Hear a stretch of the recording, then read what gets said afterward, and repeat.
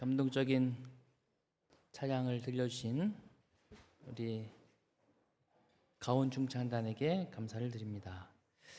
오늘 주님 안에서 정말 저와 여러분의 모든 짐을 주께 맡기고 새 힘 얻으시는 복된 안식일 되시기를 간절히 바랍니다. 특별히 오늘 함께 하신 아까 세 분이 아니 네 분 되셨네요. 네. 환영하고 반갑습니다.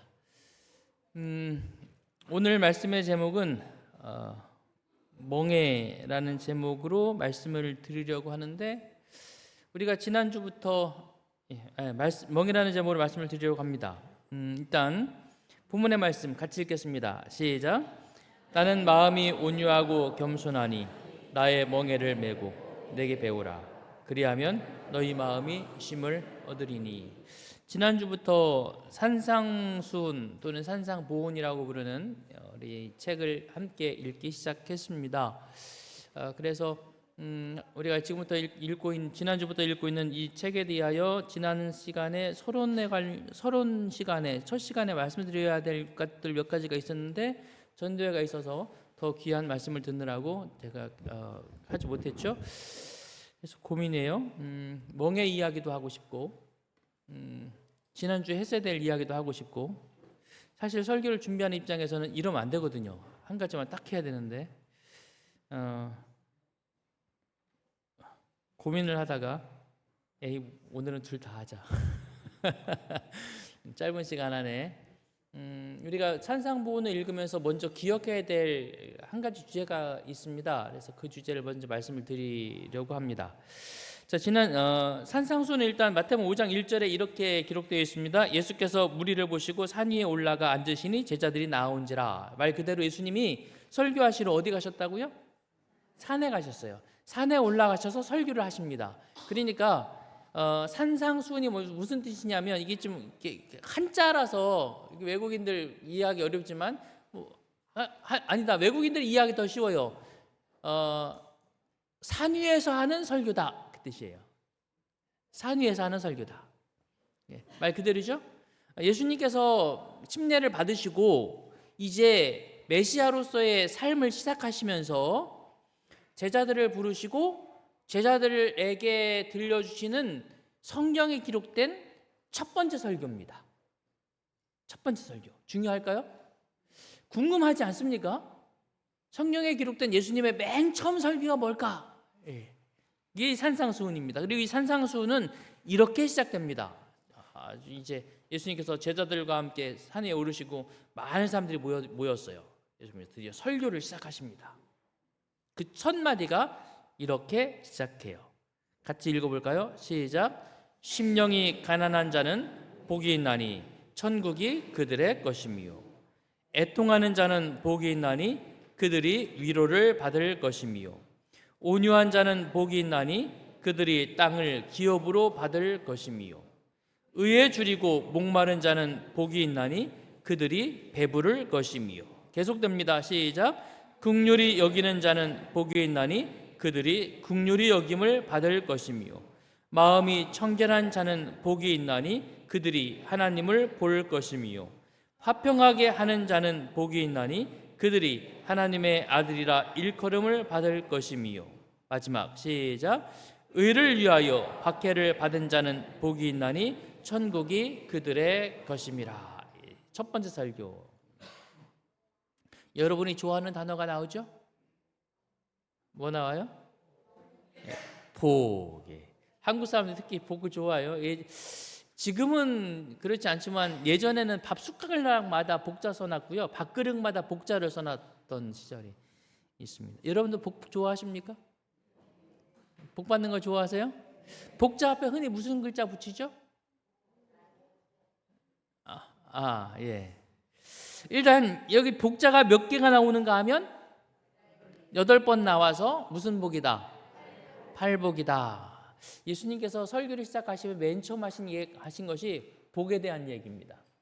여러분들이 복 받기를 간절히 바라시는 주님의 마음이죠. 자, 복에는 우리가 복하면 이 복자 앞에 흔히 단어 하나를 더 붙여서 흔히 사용을 합니다. 뭐 붙일까요? 역시 예. 축복이라는 단어가 더 많이 나오는 거 보니까 역시 그리스도인들의 특징 같아요. 축복. 일반적으로는 행복입니다. 행복과 축복은 의미가 전혀 달라요. 행복은 영어로는 이렇게 말합니다. happiness.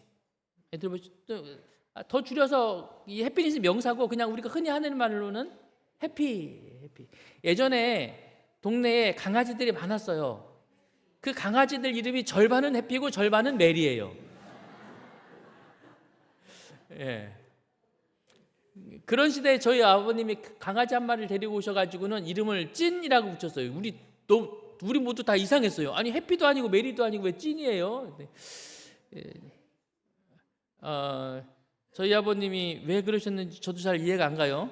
저희 아버님 가운데자 성함의 가운데자가 찐이거든요. 아마 아버님이 정말 이 강아지를 아끼셨나 봐요.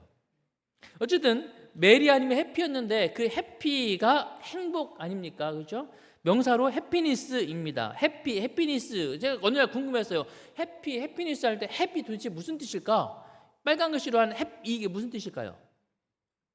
이 뜻이 있습니다. 이 해피 무슨 뜻인가 하면 이런 뜻입니다. 우연히, 행운, 운, 이런 뜻입니다. 그러니까 행복이라고 말할 때 이 해피니스 갖고 있는 의미는 뭐냐면 나에게 우연히 좋은 일이 생겼어. 행복합니까? 길을 가다가 얼마를 주었다고 해야 될까요? 1,000만 원? 1,000만 원이면 가시면 될 것 같은데 좀 겁도 날 것 같아요. 10만 원? 저는 소인배라 5만 원 정도면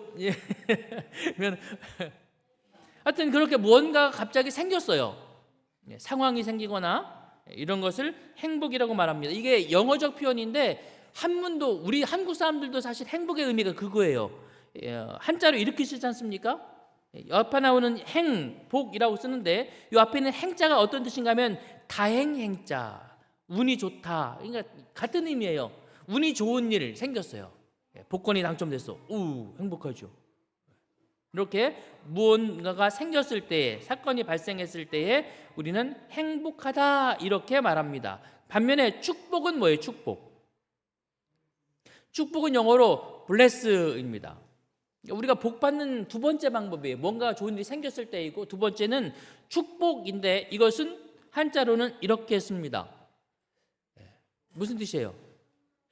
이게 사실 이 블레스라는 뜻은 좀 설명이 필요합니다.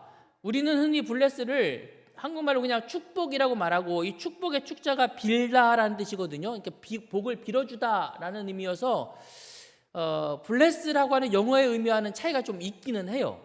성경에 말하는 축복합니다라는 말과 좀 의미가 달라요. 그러나 그냥 우리는 적절한 단어가 없어서 그냥 축복이라고 쓰는데, 일단 제가 그냥 축복이라고 말을 하겠습니다. 이 축복을 말하는 bless라는 영어의 원뜻은 무슨 뜻이냐? 이 뜻이 아주 특별합니다. bless라는 단어의 미국식 영어의 그 어근, 어디서 온 단어인가 하면 여기서 온 단어입니다. 블레시안이라는 단어가 bless의 어근이에요. 근데 블레시안이 무슨 의미냐? 이 의미가 피를 흘려서 신께 경배하다라는 의미예요. 그러니까 축복은 어떤 의미였는가 하면, 블레스는 어떤 의미였는가 하면, 이 행복은 우리 주변에서 일어나는 어떤 상황 때문에 복을 받는 것이라면, 축복은 신에게 뭔가를 제사하고 경배해서 신으로부터 내려오는 어떤 것, 이게 블레스라는 의미였어요. 그리고 그렇게 신에게 받으려면 뭐 해야 돼요? 제사를 드려야 됐죠. 그런데 이것이 고대 유럽인들이 가지고 있었던 복의 개념이었는데 그들이 예수님을 믿게 됐어요. 기독교가 유럽에 전파됐단 말이죠. 그리고 그들이 예수님을 믿으면서 보니까 우리가 피를 하나님께 신에게 드려서 복을 받는 게 아니라 신이신 예수님께서 우리를 위하여 피를 흘리셨다는 사실을 발견하게 된 거예요. 우리가 신에게 드리는 게 아니라 신께서 우리를 위하여 피를 흘려주셨구나. 이게 얼마나 복된 소식이에요. 놀라운 소식입니다. 그래서 이 블레스라는 단어가 그들이 예수님을 믿기 시작하면서 의미가 바뀌었어요. 우리가 신에게 뭔가를 드리는 것이 아니라 하나님께서 우리를 위하여 피를 흘려 주셨구나. 그래서 우리가 복을 받게 되었구나 라는 의미로 바뀌게 됩니다. 그래서 미국 사람들이 흔히 쓰는 말 가운데 이런 말 하잖아요. God bless you. 이렇게. 많이 들어보셨죠? 저도 이렇게 외국 여행하다가 외국 사람한테 어떤 도움을 받으면 이 말을 합니다. God bless you. 굉장히 좋아요. 굉장히 좋아요. 무슨 뜻이죠? 무슨 뜻이라고요?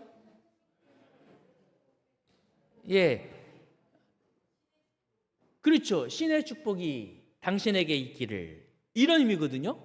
하나님의 축복이 당신에게 있기를, 이런 의미인데, 이 의미를 미국인들이 생각하는 그 원래의 의미를 따라 생각하면 어떤 의미인가 하면, 하나님께서 당신을 위하여 피를 흘려주셨습니다, 이런 의미예요. 그러므로 복을 받는 데는 두 가지가 있다. 좋은 일이 생겨서 받는 거, 이걸 뭐라고 그러고? 행복이라고 그러고.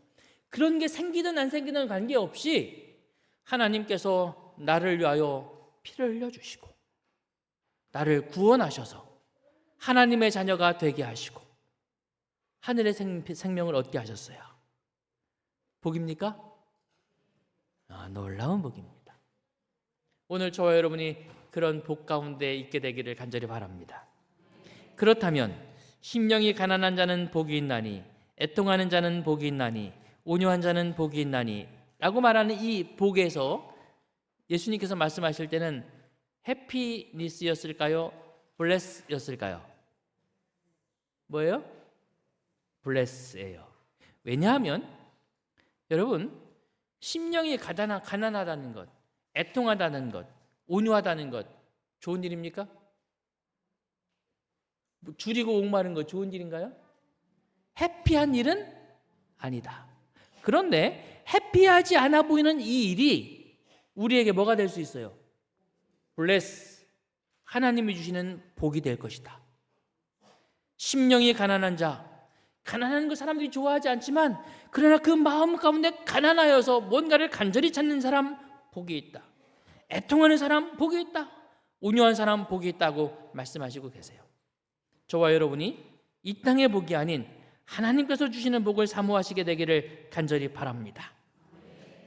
심령이 가난한 자는, 애통하는 자는, 온유한 자는, 복 앞에 오는 단어가 다 자는입니다. 다시 말하면 행복, 이 축복은 어떤 상황이 아니라 어떤 사람이 하나님께로부터 받는 것이라는 의미이지요. 어떤 사람입니까? 가난한 사람, 애통한 사람, 온유한 사람, 목마른 사람, 긍휼이 마음이 정결한 화평케 하는 의를 위하여 박해를 받은. 근데 사실 여러분 이 단어를 읽어보면 가난한 것, 애통한 것, 온유한 것, 목마른 것, 줄인 것, 밑에는 박해를 받는 것. 무슨 일은 아니다? 해피하지는 않을 수 있다. 여기 가난한이라는 단어가 있는데요. 이 가난한이라는 단어가 어떤 단어인가 하면 원어로는 푸토코스라는 단어예요. 어떤 의미인가 하면 완전하게 파산했다. 절대적으로 빈곤하다. 이런 뜻이에요. 저는 가난할까요? 부유할까요?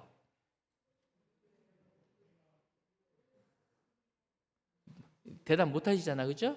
모르지. 저 양반이 돈이 얼마나 있나.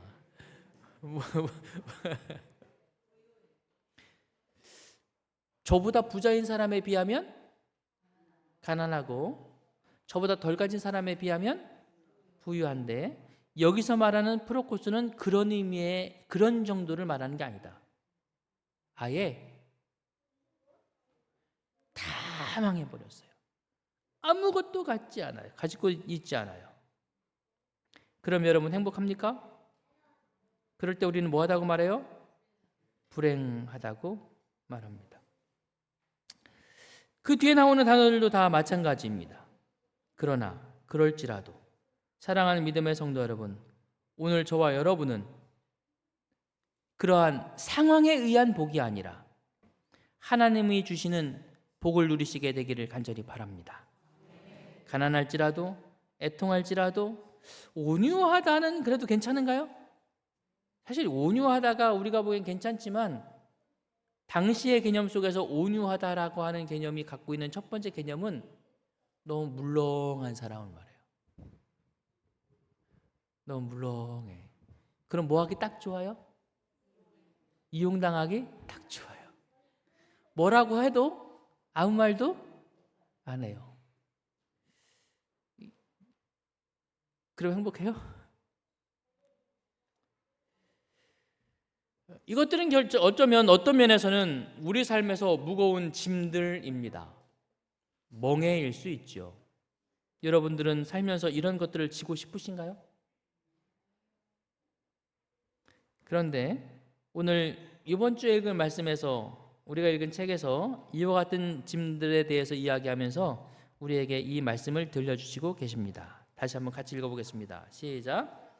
마음이 온유하고 겸손하니 나의 멍에를 메고 내게 배우라. 그리하면 너희 마음이 쉼을 얻으리니. 앞에 있는 복들에 대해 쭉 읽으면서 예수님께서 말씀하시기를 가난해야 된다고 그러고, 애통해야 된다고 그러고, 온유해야 된다고 그러고, 배고파야 된다고 그러고, 목말라야 된다고 그러고, 하나님 우리가 꼭 이래야만 되나요? 라고 생각할 수 있는데 결정적으로 이 성경절이 떡하니 올라왔어요. 가운데 줄만 읽어보면 이렇습니다. 나의 멍에를 메고 내게 배우라. 예수님 우리에게 말씀하세요. 뭘 메라고요? 신앙을 하는 건 무거운 짐을 벗는 것입니까? 지는 것입니까? 예수님 믿는 건 자유로운 거예요? 아니면 구속되는 거예요? 편한 거예요? 힘든 거예요? 삶이 무거워지는 거예요? 가벼워지는 거예요? 질문을 바꿔서 예수님 믿으면 삶이 무거워지기를 원하세요? 가벼워지기를 원하세요? 예수님 믿으면 짐이 더해지기를 바라세요? 짐이 가벼워지기를 바라세요? 우리 다 그런 마음이잖아요. 그런데 갑자기 이번 주에 읽은 말씀에서 이 단어가 딱 올라오는 것입니다. 나의 마음이 온유하고 겸손하니 나의 멍에를 메고.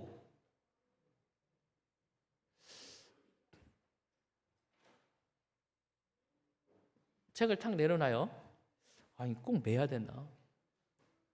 벗어놓고 싶은데, 가볍고 싶은데 왜 예수님은 우리에게 나의 멍에를 메라고 하실까? 아니 나의 멍에를 메고, 아니 예수님 멍에를 메었으면 예수님이 지시면 되지 그걸 굳이 우리 보고도 지라고 하시냐? 도대체 왜 이렇게 말씀하실까? 이 말씀의 의미가 무엇일까? 남은 시간 간략히 좀 살펴보려고 합니다. 일단 멍해 보시죠. 젊은이들은 이거 처음 볼 수 있어요. 이게 멍해입니다. 요 소 등 위에 이렇게 올려놓은 거, 이렇게. 요게 멍해예요. 요거를 여기다 어깨에다 턱하니 올려놓은 다음에 여기다가 이렇게 수레를 연결해요. 그러니까 멍해를 맨다는 건 곧 뭘 진다는 거죠? 짐을 진다라는 것입니다. 예수님께서 말씀하시기를 이 짐을 져라 이렇게 말씀하시는 거예요. 이게 이제 유대인들의 장면에서 흔히 볼 수 있는 멍해입니다. 우리는 한 마리가 지는 멍해를 많이 보잖아요. 근데 유대인들이 지는 이 그림을 보니까 소가 몇 마리예요? 2마리입니다. 2마리. 왜 2마리를 맬까요? 땅이 안 좋아. 우리들보다 유대인들은 농사를 짓는 땅이 훨씬 좋은 땅이 아니에요. 그래서 한 마리 갖고는 벅차. 2마리를 많이 맵니다. 그리고 또 다른 이유가 있어요. 그 이유는 뭘까요? 설명드리겠습니다. 예수님께서 이렇게 말씀하셨어요. 나는 마음이 온유하고 겸손하니 무슨 멍에 메고? 나의 멍에를 메고. 그다음 뭐라고 했어요? 내게 배우라 이랬어요. 예수님께서 말씀하신 멍에를 메라고 하는 의미의 첫 번째 의미는 배우는 멍에예요. 내게 뭐 하라고요? 배우라. 무슨 의미냐? 멍에에 두 마리를 소를 매는데 또 하나의 이유가 있습니다. 그림에 보시면 이 그림은 적절한 그림이 아닌 것 같아요. 새끼 소를 올렸어야 되는데 나귀를 올렸네요. 송아지를 올렸어야 했는데 제 눈에 송아지로 보였는데 지금 크게 보니까 나귀네. 원래 송아지여야 돼요. 자, 저 휘색이 뭐라고요? 뭐라고요? 나귀 아니에요. 송아지예요. 이런 어미소는 멍에를 매는데 이미 익숙해져 있어요. 그런데 새끼를 낳았습니다. 이 새끼도 이제 뭐 해야 돼요? 훈련을 해야 되죠. 뭐 하는 훈련? 일하는 훈련을 해야 돼요. 그러면 어미소의 멍에 옆에 이 어린 소를 같이 메어 놓습니다. 어미가 막 가요. 어미가 가면 새끼는 본능적으로 뭐 하죠? 엄마를 따라가요. 절절절 따라다닙니다. 그렇게 어미소를 졸졸졸 따라다니는데 뒤에서 주인이 어이 그래요. 그랬더니 엄마가 오른쪽으로 휙 꺾어. 워워 그러니까 엄마가 어떻게 해요? 앞으로 쭉 가요. 어이 그러니까 뭐예요? 서요. 이걸 새끼가 엄마랑 같이 다니면서 뭐예요 지금? 경험. 엄마와 같이 경험해 나가는 거예요. 삶을 경험해 나가는 거죠. 그렇게 어머니와 같이 경험해 나가면서 이 어린 소도 조금씩 그가 해야 될 일을 감당할 수 있는 소로 성장해 나가는 거예요. 그래서 주님께서 말씀하시기를 나의 멍에를 메고 라고 하는 의미는 주님께서 살아가신 삶의 길에 같이 살아가자는 것입니다. 그리고 그 삶에 동참하라고 하는 것입니다. 오늘 팔복에서 우리가 읽은 가난함, 예수님 가난하셨습니까? 목마르셨어요? 네. 그분은 배고프셨습니까? 배고프셨어요. 그분은 애통한 일을 겪으셨습니까? 그분은 그 애통한 일을 겪으셨어요. 그분은 핍박받고 박해받는 일을 겪으셨습니까? 그 길을 다 겪으셨어요. 그럼에도 그분은 온유하셨습니까? 그분은 그런 삶을 살아가셨어요. 그리고 그분은 그런 삶의 끝에 십자가의 고통을 감당하시면서 우리의 죄를 다 용서하시고 하늘에 승천하셨습니다. 그분은 하나님의 보좌 우편에 앉아 계십니까? 팔복 뒤에 하는 이야기가 그 이야기 아닙니까? 그분이 걸어가신 이 모든 길을 주님께서 우리에게 말씀하시는 것입니다. 너희도 이 땅에서 이런 경험을 하게 될 것이다. 그러나 그 길의 끝에는 나와 함께 하늘 보좌에 앉게 될 것이다. 그 길을 나와 함께 걸어가자고 말씀하시는 것입니다.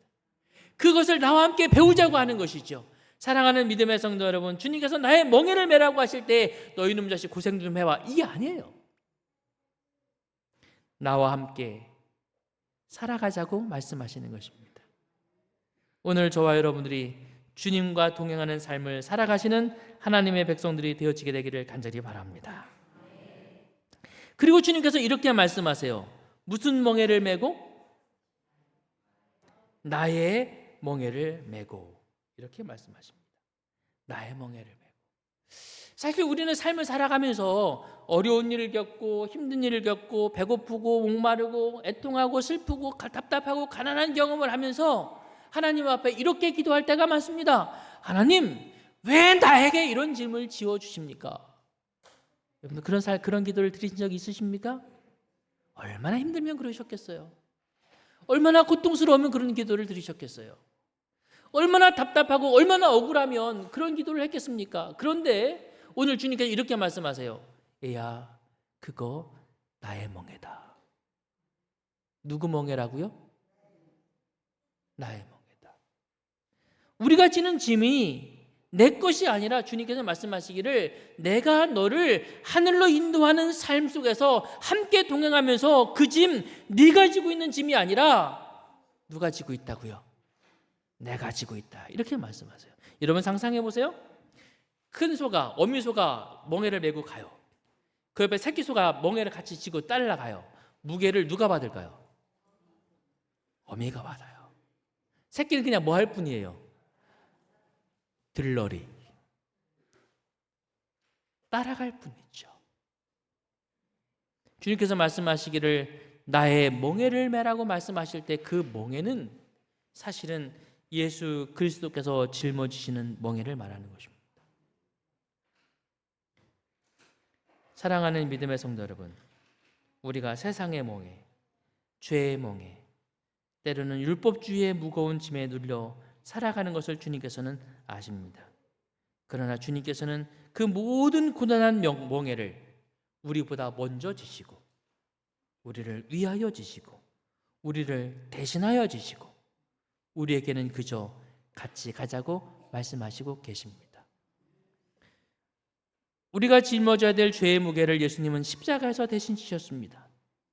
우리가 짊어져야 될 죄로 말미암아 받아야 될 죽음의 고통을 주님께서 이미 다 짊어지셨습니다. 우리가 온 우주로부터 받아야 될 멸시와 손가락질을 주님께서 대신 다 당하셨습니다. 그리고 우리에게는 말씀하십니다. 같이 읽어볼까요? 시작. 내 이는 내 멍에는 쉽고 내 짐은 가벼움이라. 내가 너희에게 짊어지는 이 멍에 무거운 게 아니다. 내가 너희에게 주는 이 짐 무거운 게 아니다. 걱정하지 말아라. 내가 함께 질 것이고 내가 먼저 질 것이고 내가 감당할 것이다. 나의 멍에를 메고. 이 말이 그래서 억울한 이야기가 아니에요. 하나님 왜 우리 보고 이걸 지라고 해요? 이게 아니에요. 우리의 삶 속에 동행하시며 우리의 짐을 짊어지시는 예수 그리스도를 인하여 감사하시게 되기를 간절히 바랍니다. 태초에 하나님께서 동물들을 지으실 때 새들은 불만이 아주 많았답니다. 다른 동물들은 당당한 다리가 몇 개나 있는가 하면 4개나 있어요. 그 4개의 다리를 얼마나 빨리 달리는지 멋있어요. 그런데 자기 다리를 보니까 무슨 다리? 새 다리. 힘이 하나도 없어요. 그야말로 톡 치면 부러질 것 같아요. 그런데 다리도 요 모양 요 꼴인데 위에다 뭐 얹어놨어요? 뭐 이만한 거 2개를 얹어놨어요. 새들이 하나님께 불평을 했답니다. 하나님 참 너무 불공평하세요. 아니 우리에게는 이렇게 가는 다리 주시고 또 이게 등에 이게 뭡니까? 왜 이렇게 등에다가 무거운 짐을 2개씩이나 올려놓으셨어요? 그러자 하나님께서 말씀하십니다. 그 등에 지고 있는 2개의 짐을 활짝 펼쳐 보아라. 그러면 푸른 하늘을 자유롭게 날 수 있을 거야. 여러분, 날개는 짐이 아니에요. 오늘 우리의 어깨에 물려져 있는 삶의 무거운 무게들이 있습니다. 자, 인생을 산다는 게 가만히 생각해 보면 짐을 늘려가는 것 같아요. 저는 어렸을 때에 어머니 등에 업혀 다녔습니다. 막내였거든요. 10년 동안 막내였어요. 아시죠? 제가 10살 때 제 동생이 태어났어요. 10년 동안 막내였어요. 그런데 제가 어렸을 때 많이 아팠어요. 그래서 학교 그 통지표라고 하잖아요. 이게 이사를 할 때 장롱 밑에서 옛날 통지표가 나왔는데 보니까 학교 가는 날 24일 중에서 결석한 날이 12일이더라고요. 그래서 안 컸어요.